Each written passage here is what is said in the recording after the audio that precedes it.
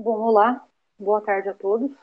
Meu nome é Ana Laura Claique Mosena e esse é o meu trabalho da disciplina de Legislação e Normatização aplicadas à Engenharia de Biosistemas, ministrada pelo professor Fernando Pucci.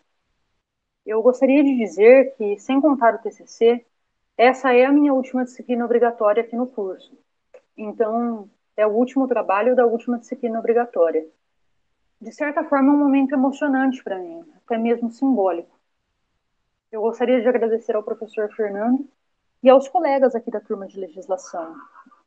Nós estamos convivendo aqui na faculdade há alguns anos e eu acho que é muito importante nós estarmos aqui agora. Algumas pessoas já não podem mais, né, estar desempenhando atividades agora, em decorrência de complicações da Covid, outras desistiram no meio do caminho por seus motivos, mas nós estamos aqui. E isso representa muito de alguma forma, porque é uma etapa que vai estar para sempre no nosso caminho, uma etapa bastante positiva, de lembranças muito boas. Eu escolhi esse tema, certificações ISO na cadeia da carne, porque, honestamente, a produção animal foi durante bastante tempo o meu calcanhar de Aquiles aqui no curso. A área na qual eu sentia menos interesse e menos aptidão. Isso mudou. E, surpreendentemente, mudou. E acho que o que mudou isso foi uma percepção maior de ambiência, que é algo que vai acontecendo naturalmente nas disciplinas, e também aconteceu para mim nas iniciações científicas. Hoje eu vejo que eu posso atuar e contribuir para o melhor desenvolvimento dessa área, se for necessário. E uma coisa que já está bastante claro nessa altura do campeonato é que nada pode funcionar adequadamente se não obedecer a regulamentações. As certificações ISO, que são obtidas seguindo regulamentações, são extremamente relevantes para a exportação de alimentos e de diversos tipos de produto, na verdade, para mercados mais exigentes. O mais interessante é que elas são um retrato dos anseios do consumidor. Mas a gente vai falar sobre isso no decorrer da apresentação. Opa, perdão. Vamos começar aqui com essa manchete do portal Notícias Agrícolas do ano de 2019. Produtores de carne bovina investem em certificação e a exportação para a Europa cresce quase 9% em 2018. Várias palavras-chave desse trabalho estão aqui: produção de carne, certificação, exportação para a Europa e, além de tudo, está sendo mostrado um aumento de um índice de exportação. O objetivo desse trabalho, do meu trabalho, é que ao final da apresentação o significado dessa manchete esteja cristalino e que seja possível compreender a importância que está por trás desse investimento em certificação e por que isso impacta a exportação para a Europa. Essa é a estrutura da apresentação. Na introdução, vamos começar definindo o que é carne e limitando um pouco o escopo do trabalho. Isso é relevante porque a definição de carne pode ser um pouco ampla. A seguir, outra definição, a de certificações ISO. E vamos seguir contando sua origem e discutindo sua relevância. O último tópico da introdução são os aspectos culturais do consumo da carne pelo mundo. É um tópico bastante interessante, a gente vai passar superficialmente por ele, porque torna as diferenças entre os diferentes mercados consumidores evidentes e mostra, ao mesmo tempo, suas similaridades. Esses tópicos introdutórios são a base para o que vem a seguir. Também vamos apresentar 3 certificações ISO: a 9001, a 22000 e a 14001. A 9001 foi escolhida pela sua grande abrangência. Um dos trabalhos revisados descreve a 9001 como base para uma empresa conquistar outras certificações. Ela tem realmente muitos pontos em comum com as outras e por isso se parece com uma alicerce, de fato. A 14001 é bastante conhecida entre nós. Nós já vimos muito da 14001 ao decorrer do curso. Eu me lembro especialmente de seminários de outras disciplinas, como energias renováveis, citando essa certificação. E ela tem uma importância bem grande para o direito ambiental, já que o escopo de atuação dela é exatamente esse. A 22.000, por fim, é uma norma de segurança alimentar. A 22.000, particularmente, foi um pouco mais difícil de acessar, porque, ao contrário das outras duas, ela não está facilmente disponível online. A gente sabe que essas normas são pagas, Mas às vezes temos sorte de alguém ter disponibilizado a sua na internet, né? Como é o caso da 9001 e da 14001. Já com a 22.000 eu não tive essa mesma sorte. Mas foi possível construir um entendimento a partir de apresentações e artigos sobre ela. O quarto tópico é focado na certificação da carne brasileira, com uma ênfase completa no nosso sistema de rastreabilidade de carne bovina, o SISBOV. E, por fim, vamos apresentar algumas oportunidades e desafios para para as três cadeias produtivas de carne: a de carne bovina, a de carne suína e a de carne de aves. A língua portuguesa realmente é demais, né? Eu estou gravando essa apresentação pela terceira vez. E acho que nas 3 vezes eu falei cadeiras produtivas, né? Bom, todo sentado. Vamos à apresentação, então. Em primeiro lugar, para os efeitos desse trabalho, carne é o músculo esquelético de espécies de mamíferos e de aves reconhecidos como próprios para o consumo humano. É um pouco óbvio? É, mas é importante também, porque a gente poderia considerar também o plasma sanguíneo, as carnes mecanicamente separadas e as próprias vísceras. Eu escolhi fazer essa delimitação desse jeito porque em oportunidades e desafios eu optei por dar ênfase nos sistemas de criação de animais, ao invés de fazer uma abordagem mais industrial. Chegamos então na definição mais importante desse trabalho, a de certificações ISO. Essas certificações são selos emitidos pela International Organization for Standardization. Essa entidade foi criada em 1946. Opa, só um minutinho. Essa data de criação não aconteceu por acaso, ter sido nesse ano de 1946. Por quê? A Segunda Guerra Mundial acabou em 1945. E a partir daí, a maioria das nações do Ocidente passou a se esforçar para construir algo que a gente entende por globalização. A criação da International Organization for Standardization e das certificações ISO convergem diretamente com isso. Tratam-se de normativas compartilháveis por todas as nações interessadas, o que torna o comércio muito mais uniforme e homogêneo. Além disso, as certificações são úteis para que uma empresa possa ter o correto gerenciamento da qualidade dos seus produtos. E qualidade é outro tópico muito, muito, muito importante na segunda metade do século XX, e garantir garantir a presença dos atributos exigidos pelo consumidor. Essa é outra utilidade das certificações ISO. Agora eu faço uma pergunta: quais são os atributos exigidos pelo consumidor? Essa questão é chave para tudo que vem depois. Mas antes vamos fazer mais um esclarecimento. Quem representa o Brasil na ISO é a ABNT. Eu não vou falar como se fosse uma novidade, que a ABNT não é só norma de produção de trabalho acadêmico, porque a gente sabe muito bem disso há muito tempo, né? A ABNT é quem publica as regulamentações da ISO aqui no Brasil. E elas saem com a nomenclatura ABNT, NBR, ISO. A 14001, por exemplo, é idêntica ao texto original, praticamente foi somente traduzida. Mas as traduções são feitas com atenção, com consciência. Ao longo do texto, é possível observar e tem esclarecimentos, pequenos esclarecimentos no rodapé, sobre a tradução de determinados termos. Se a ABNT publica as regulamentações, alguém precisa certificar e emitir os selos. Quem faz isso é o Inmetro.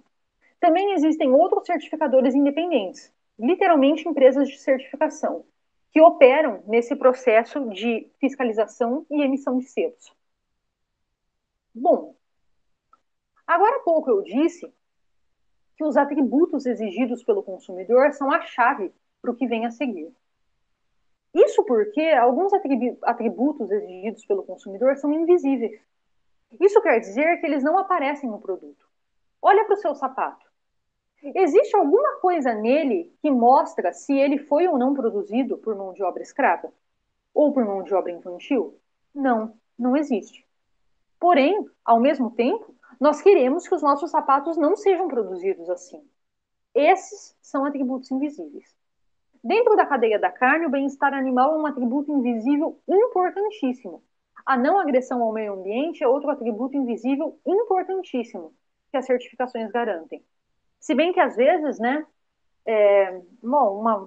Abertura de parênteses aqui, o bem-estar animal já não é um atributo tão invisível assim, porque as publicações da área já estão mostrando que os índices de qualidade do produto melhoram em condições de bem-estar. Nos ovos, isso é bastante evidente, principalmente em índices como a altura do albúmen e resistência da casca. Mas, para os nossos efeitos aqui, vamos chamar o bem-estar animal de efeito invisível, porque talvez ele seja, de fato. Outro aspecto positivo das certificações é a minimização da assimetria informacional existente entre a empresa e o consumidor. Assimetria são dois lados de tamanho diferente. Um lado sabendo mais, no caso a empresa, e o outro lado sabendo muito menos, no caso o consumidor. As certificações reduzem essa discrepância e permitem que o consumidor saiba claramente o que está comendo.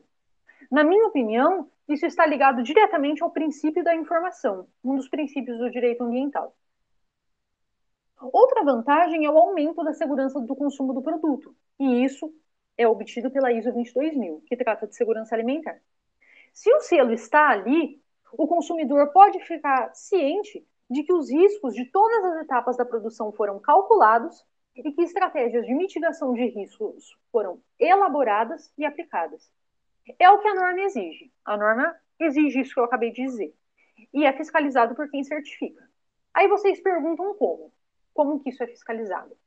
Todos os textos de ABNT, NBR e ISO, ou pelo menos os dois que eu consultei, exigem detalhamento e consistência na documentação produzida em cada etapa. Ou seja, não basta a empresa afirmar: eu conheço todos os riscos e eu elaborei estratégias para minimização desses riscos. Não. A documentação precisa ser mostrada, tanto do cálculo dos riscos, quanto da elaboração das estratégias de mitigação. Outra característica extremamente positiva é que as normas são revisadas periodicamente para se adequar à exigência dos mercados. Ou seja, a vontade do consumidor pesa.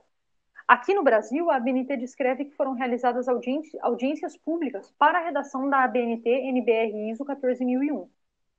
E, novamente, na minha opinião, isso demonstra afinidade agora com o princípio da gestão comunitária, princípio da gestão comunitária, do direito ambiental. Afinal, no final das contas, todos acabam sendo responsáveis pelos textos e têm poder sobre eles. Desculpa a velocidade da fala, pessoal. Continuando.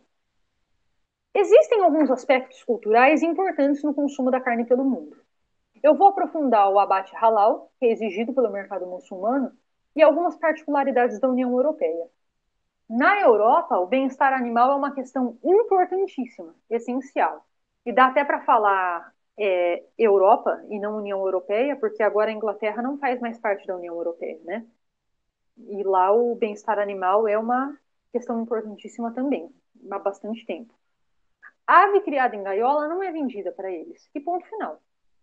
O mercado consumidor judeu também tem exigências específicas. E nos Estados Unidos, nós destacamos a lei do bioterrorismo, que foi aprovada em 2003 por influência do ataque de 11 de setembro de 2001. Essa lei proíbe a entrada de qualquer alimento importado que traga qualquer evidência de ataque à integridade do país. E nisso se inclui integridade a pessoas e integridade a animais também. Mas como que um pedaço de carne pode ser perigoso? Contaminação biológica. O abate halal, que é uma das particularidades que a gente vai um pouquinho mais a fundo aqui, nós vamos no abate halal e na União Europeia. Esse tipo de abate, esse selo exige, né, dentre outras coisas, que seja feita uma análise dos pontos críticos de perigo.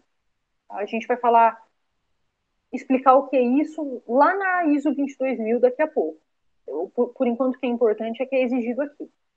Também proíbe a utilização de mão de obra escrava infantil, exige respeito aos níveis de agrotóxico determinados pela legislação e estabelece critérios específicos de abate, que nós já vamos mostrar já no próximo slide. Uma pequena observação mais importante sobre o uso da palavra agrotóxico, né, que em apresentações presenciais é sempre um debate que emerge, né. Eu uso a palavra agrotóxico por quê? É justamente a alta toxicidade desses produtos que torna eles úteis. Não dá para negar que eles são tóxicos. É uma condição intrínseca deles. É uma condição intrínseca deles. Por isso eu digo agrotóxicos sem crise. Aqui nós temos essa imagem, que não fui eu que produzi, descrevendo a técnica de abate halal. São 8 pontos que devem ser obedecidos. Primeiro, o animal deve ser abatido por um muçulmano, que deve pronunciar o nome de Alá e voltar a face do animal para a Meca.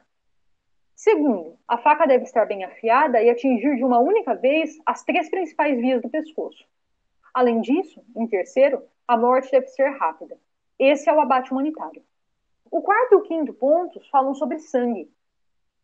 O sangue deve ser retirado totalmente da carcaça para evitar qualquer contaminação. E a carcaça deve ser lavada e higienizada, e toda a água do processo deve ser eliminada. O sexto ponto restringe a utilização de álcool na limpeza do ambiente, porque o álcool é uma substância proibida para a religião muçulmana. O sétimo ponto exige que um auditor ou um supervisor fiscalizem o abate e o transporte da carne.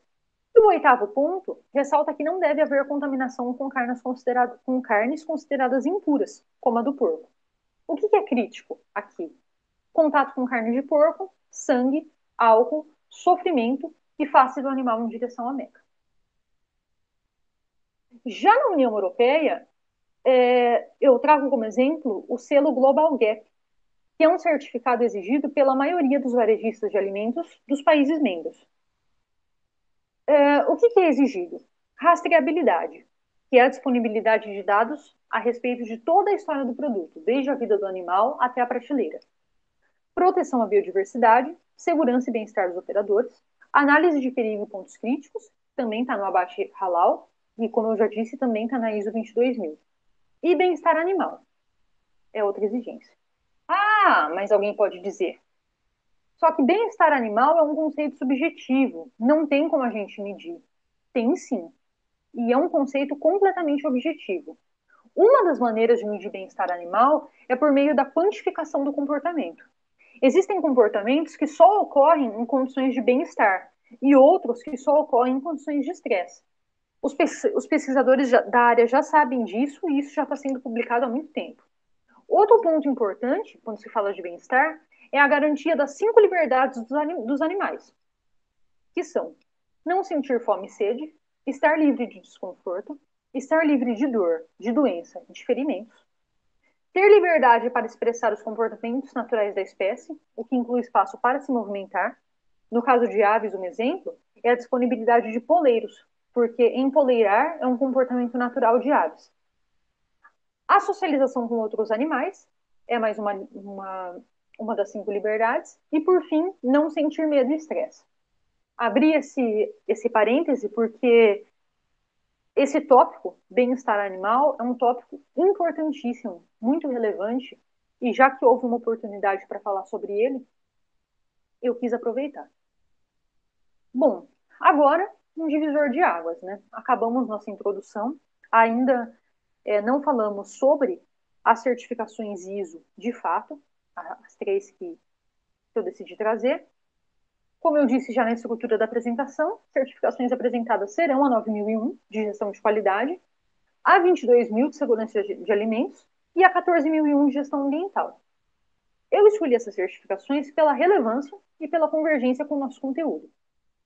Vamos começar então pela ISO 9001, que é utilizada em diversos ambientes produtivos.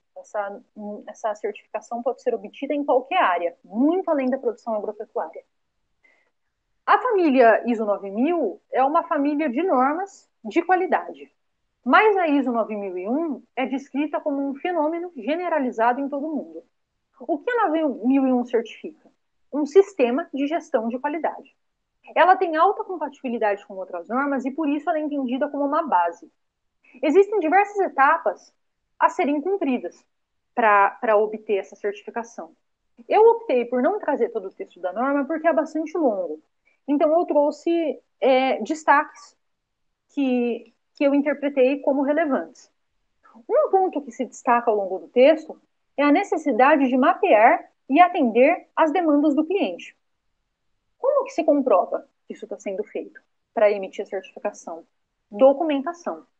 Para receber a ISO 9001, o canal de atendimento ao cliente deve estar funcionando muito bem, da operação à análise dos dados. O que essa certificação revela para o consumidor? que aquele produto que ele está consumindo é resultado de uma melhoria contínua no sistema de gestão de qualidade. A credibilidade disso, meu Deus, é infinita. Nós somos consumidores e nós sabemos o peso que a confiança na qualidade tem para o nosso consumo, até mesmo nas nossas relações pessoais.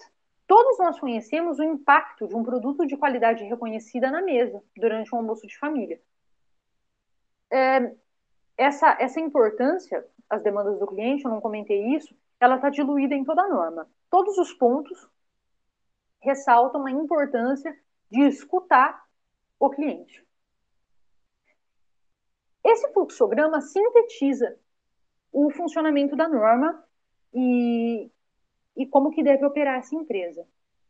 Ali à esquerda, nós vemos os requisitos dos clientes, que agregam valor à realização do produto. Aí esse produto sai.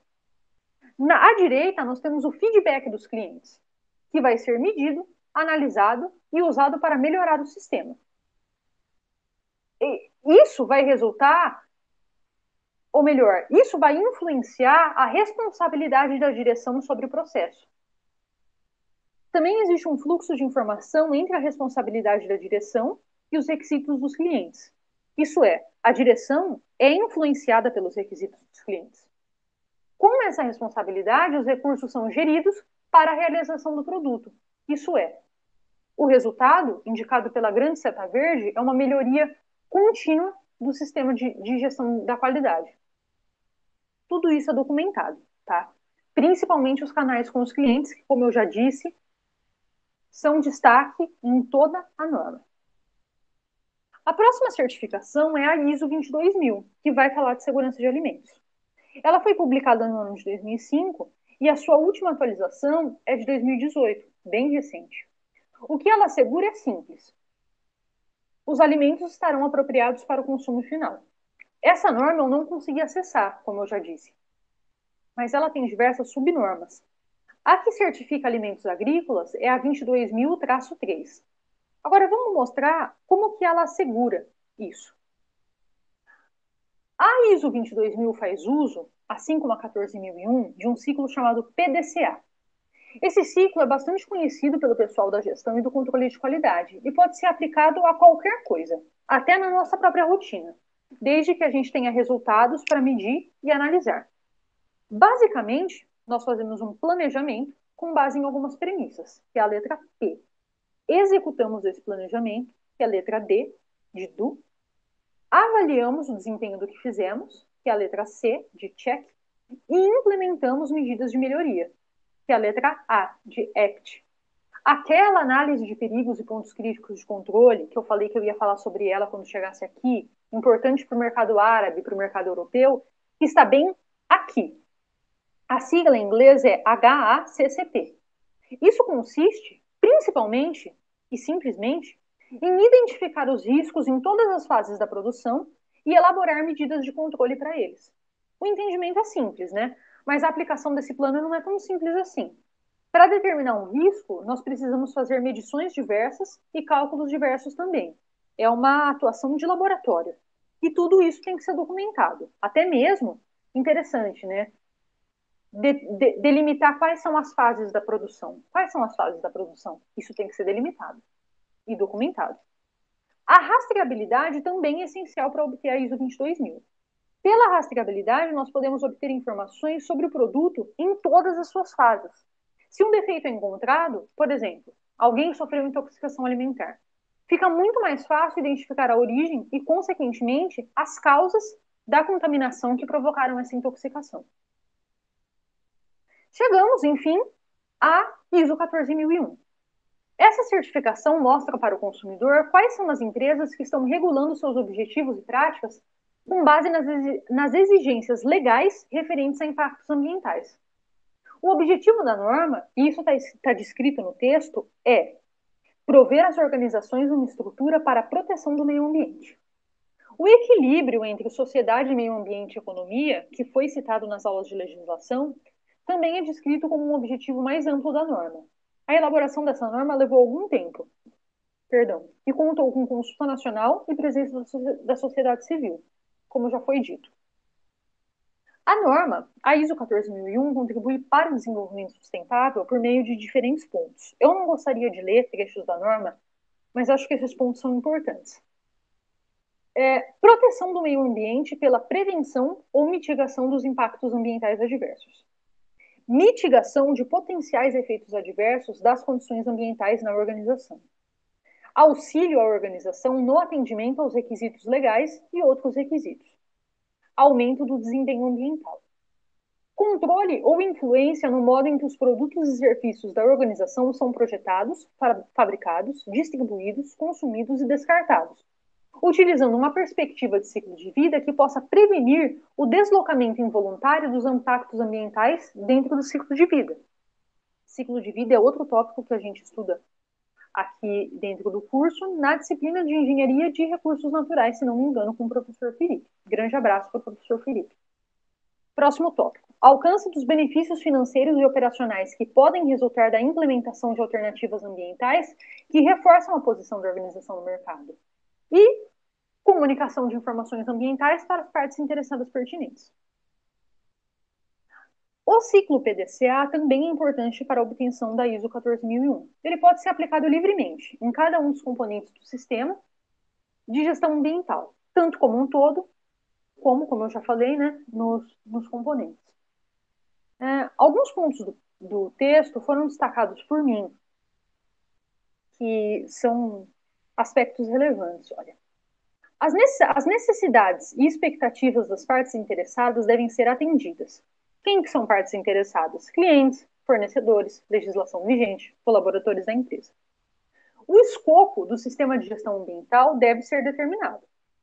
E isso quer dizer que o que deve ser feito, que o que vai ser feito deve ser planejado e documentado. Não dá para fazer tudo sem planejar o quê? A alta direção deve demonstrar liderança e comprometimento, o que significa que deve haver proatividade para a obtenção e manutenção da certificação e engajamento com as questões ambientais, né? A política ambiental deve atender aos requisitos legais, que são as nossas legislações. Estudo e avaliação de impactos ambientais, presente aí na seção 6.1.2. A empresa deve fazer estudo e avaliação de impactos ambientais. Faz parte da documentação necessária, é essencial, a empresa deve apresentar. São esses documentos que possibilitam, inclusive, a determinação do escopo do sistema de gestão ambiental. Auditoria interna, análise crítica e melhoria constante. A empresa também deve regulamentar e fiscalizar sua própria atuação, não dependendo só da fiscalização de certificadores, né? Fiscalização externa. E, por fim, a documentação deve estar sempre atualizada. Isso é essencial porque todas as ações são comprovadas mediante a apresentação de documentação. É uma condição para as coisas acontecerem. Para finalizar, temos aqui um exemplo na cadeia da carne de uma empresa que tem a ISO 14001. Essa empresa é a JBS, aquela JBS lá, sabe, da Friboi, da Seara.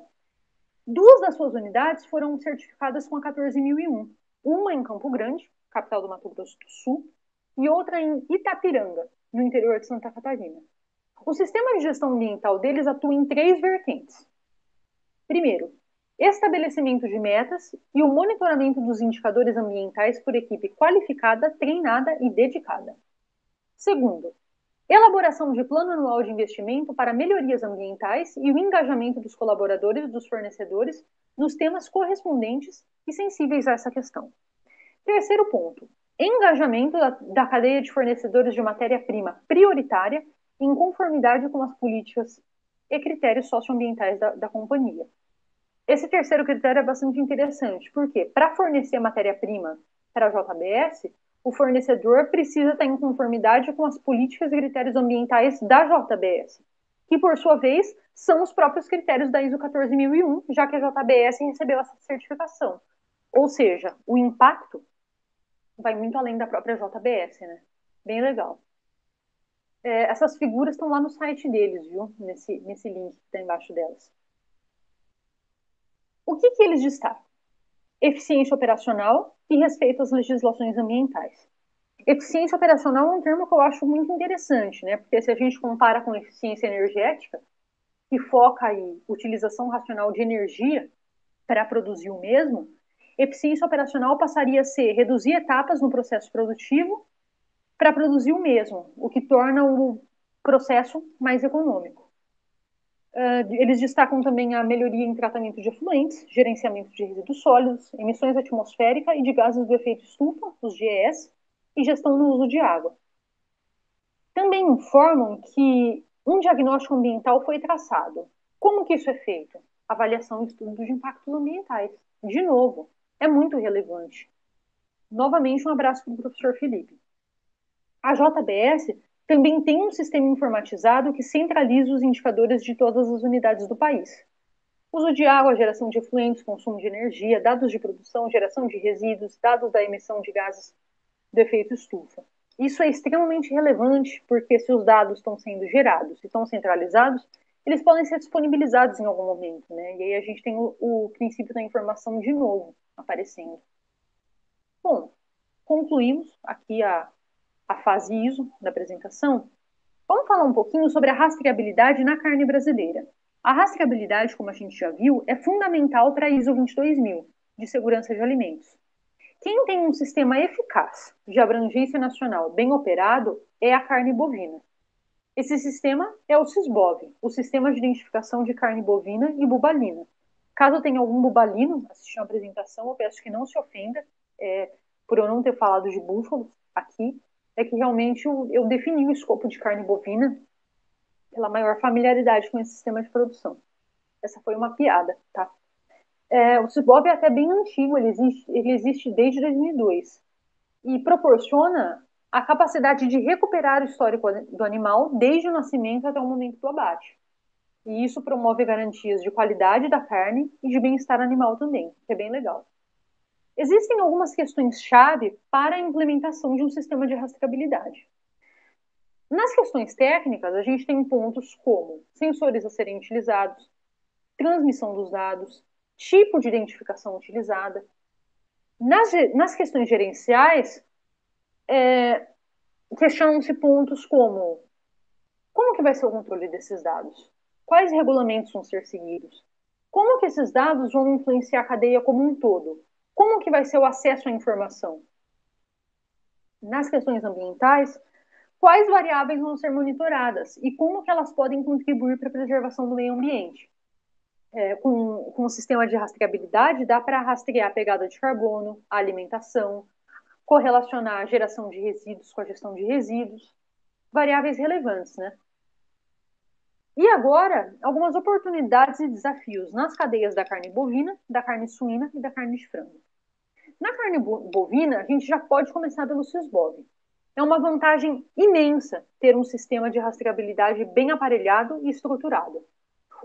Já uma característica importante da carne brasileira é o sistema extensivo, que é responsável por 90% da nossa produção. Para a qualidade da carne, o sistema extensivo é bom, devido à alimentação do gado e às suas condições de vida, que são bem próximas das naturais. Mas no sistema extensivo, a produtividade depende muito do clima. Menos chuva, menos pastagem, menos ganho de peso. O clima influencia a oferta, que por sua vez, segundo a lei da oferta e demanda, influencia o preço, né? Então fica essa oscilação de preço em função das condições climáticas. E falando em clima, não dá para negar o conflito ambiental na produção extensiva, né? Essa apresentação está sendo gravada em junho de 2021 e não dá para ignorar a agressão aos biomas brasileiros que a criação extensiva de gado está promovendo. Na Amazônia, no Cerrado brasileiro, no Pantanal, é realmente crítico, assim, né? Talvez esse sistema de criação esteja com os dias ou até com os anos contados. E aí os sistemas semi-intensivos apresentam um grande potencial para a continuidade da produção de carne bovina. Precisa de menos espaço, a alimentação pode ser mais controlada, a agressão ao meio ambiente é menor. Podem ser sistemas altamente tecnificados de produção que satisfazem a necessidade dos animais na medida certa, garantindo seu conforto, sem fornecer para eles mais do que eles precisam. E é um ponto positivo também para a engenharia de biosistemas, né? É um tipo de sistema em que a gente pode atuar aí no seu desenvolvimento. Já na carne suína, a rastreabilidade é um desafio imenso. Os porcos são animais que estranham objetos. Eles arrancam brincos uns dos outros, por exemplo, e coleiras também. O canibalismo é um comportamento muito presente no sistema intensivo de criação. Então é difícil colocar dispositivos neles para fazer a rastreabilidade. Outro desafio é a grande proliferação de patógenos em confinamento, que demanda grande utilização de antibióticos. O CONAMA ainda não regulamentou o descarte de antibióticos em efluentes, mas o problema ambiental é sério. Uma boa proposta na suinocultura é o SISCAL, que é o Sistema Intensivo de Suínos Criados ao Ar Livre. É um sistema moderno que ainda tem muito para se desenvolver, contribui demais para o bem-estar dos animais e para a qualidade da carcaça, sem afetar quantitativamente a produtividade. Já em matéria de carne de frango, a gente tem que destacar que o Brasil já é o maior exportador de frango do mundo, embora os nossos maiores mercados consumidores sejam os países asiáticos, que não foram abordados aqui nessa apresentação. Os sistemas de criação livres em gaiola são comuns e proporcionam bons índices produtivos e de bem-estar. O que a gente tem aqui na foto é o sistema cage-free, mas o free range está se tornando cada vez mais usado também, principalmente na área dos orgânicos. Tem uma empresa chamada Corim, que, se não me engano, fica na produção de Campinas, que é muito forte na produção de carne de frango em sistema freehand. Na questão ambiental, a gente pode destacar que eles utilizam menos recursos ambientais, como água, mas um sistema de rastreabilidade nacional para unificar essas informações ainda é um desafio. Bom, agradeço a atenção de todos, obrigada por terem assistido esse trabalho. Dúvidas, podem entrar em contato comigo, ou por e-mail, ou por WhatsApp. Tô colocando um R aí nas palavras, né? Ou por WhatsApp. Enfim, muito obrigado mesmo por terem assistido. E eu vou reler a manchete agora do portal Notícias Agrícolas.